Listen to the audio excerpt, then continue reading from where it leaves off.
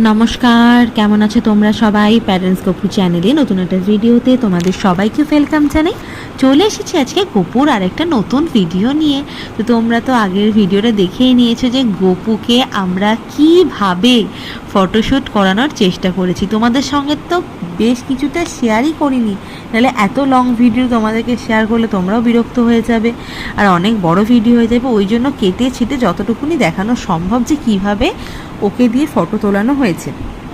এবার দেখো যে কি কি ফটো আমরা তুলতে পেরেছি ওকে নিয়ে, আর ও যে কি দুষ্টুমি করছে তোমরা জাস্ট কাছ থেকে না দেখলে বুঝতে পারবে না। এই যে হাড়গুলো টেনে টুনে ছিঁড়ে ফেলেছে, মুখ তোর একটা হাড় পরালাম, মানে ওটাকে তো চিবিয়ে চিবিয়ে মানে যাচ্ছে তাই অবস্থা করছে। ওর মধ্যে যে গায়ে সাদা সাদাগুলো লেগে থাকে অভ্র মতন, সেগুলো মানে খাচ্ছে।